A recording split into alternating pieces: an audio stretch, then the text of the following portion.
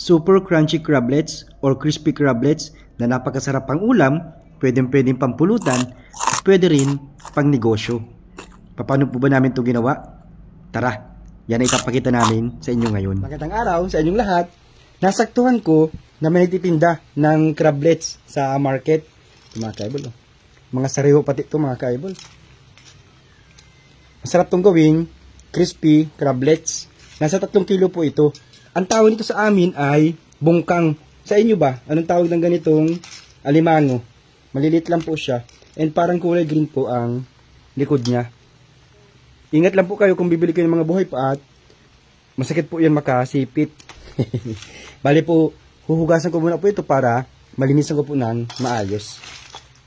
Ito na po yung mga crablets o bungkang na nahugasan ko po kanina at inilagay ko po sa freezer ng 1 oras para hindi na po sila gumaralaw o manlaban kasi naninipit po yan. Tagalin lang po natin itong pinaka-main na sipit. And then, tanggalin po natin itong pinaka-shell. Ganun lang po. Pati po itong mga parang malalambot na portion dito. Linisin po natin lahat yan. And then ito po nasa likod, tanggalin din po natin. Ito lang po yung pinaka matitira. Ito na po lahat ng nakuha namin. And then ganito po karami yung mga sipit na po, tapos yung ibang mga hindi na kailangan. Ito naman yung karub niya, kung tawagin. Ito po, niluluto pa ba ninyo ito? Ito mga kaibol. Kinakain pa ba ninyo ang ganito? O hindi na? Ito po, ay lalagyan natin ng paminta. Powdered paminta po. Black pepper. And then asin po.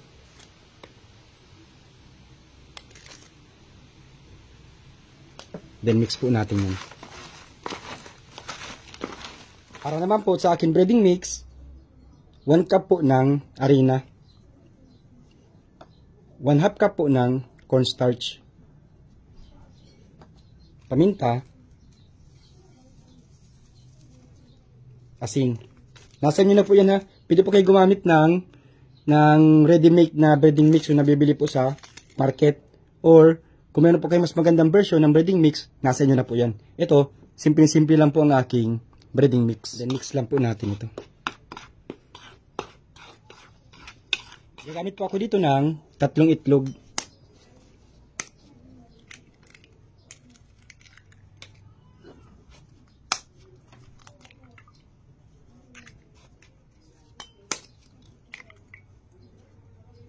Nilalagyan ko lang po ng granules. Sikretong pampasarap. Konti lang po. Then mix po natin. Ilalagay po natin dito sa itlog. Buntog lang po natin sa itlog. And then ilalagay po natin dito sa breading mix. Ganun lang po. Konting pagpag. Lahat po ito ay gagawin po natin ng ganun.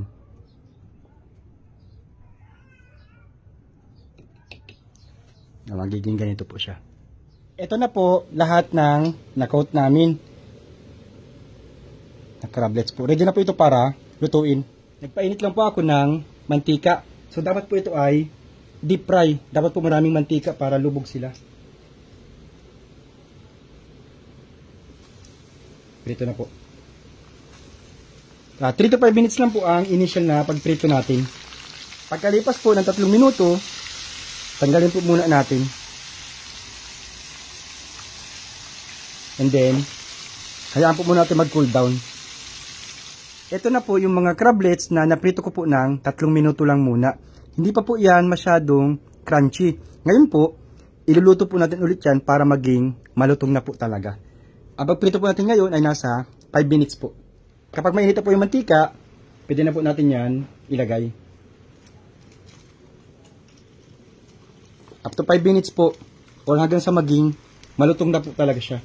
Or crunchy. Bali double frying po yung ginawa ko. Pagkalipas po ng 5 minuto, okay na po ito. Kung mapapansin nyo po, malutong na po yung tunog niya.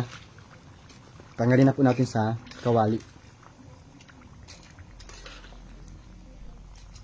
Yan po ang magiging result po. Ito na po yung naluto ko na crispy crablets or crunchy crablets. Pwede itong pang negosyo. Pwede rin pang pulutan lang, pwede pang ulam or papakin lang, pwede. Pero ingat lang kayo kung may high blood kayo kasi nakaka-high blood ang alimango. So, tikman natin. Gawa na lang kayo ng gusto nyong sausawan.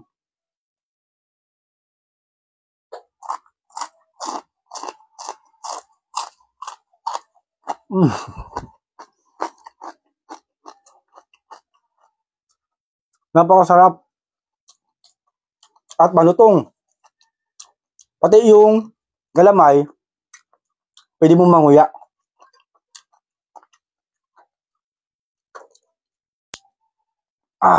So yun lang. See you on our next vlog. Bye-bye.